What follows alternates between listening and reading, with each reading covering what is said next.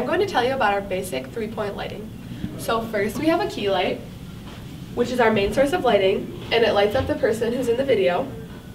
Next we have our fill light, which fills in the shadows from the person in the video. And lastly we have a backlight, which separates the background from the person in the video.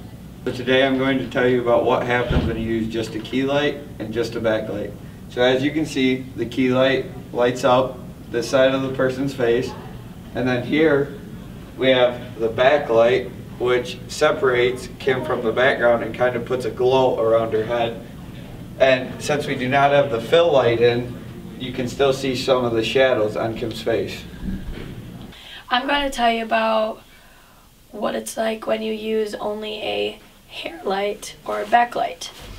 It creates this silhouette figure to make it look really mysterious, where it just highlights the back of the person.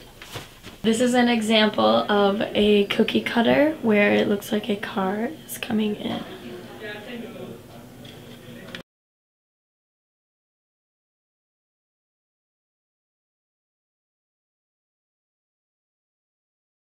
Do you ever hear about those strange and unusual sports? Well, extreme ironing is one of them. Extreme ironing started in 1845 when a farmer wanted to iron his shirt extremely. Today, one of our field agents, Jay Phelan, got to sit down with Jilian and talk to her about extreme ironing. So Jillian, how did you get started in extreme ironing? Well, I first got started in extreme ironing when my grandmother told me a story about all the extreme ironers in our family. Then she told me that she would take me on a trip. And at first, I didn't know what to expect. I had no idea what we were going to do.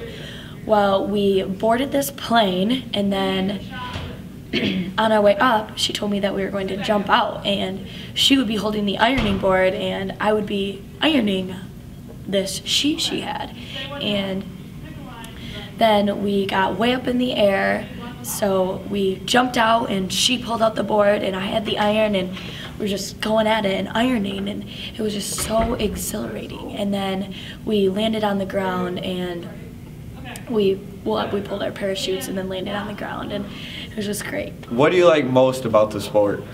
I would say the thing I like most about this sport is the feeling I get when I land and I just know that was a great ironing experience. It just, the feeling is so good to know that I ironed that sheet. So Jillian, how do you prepare for this interesting and unique sport?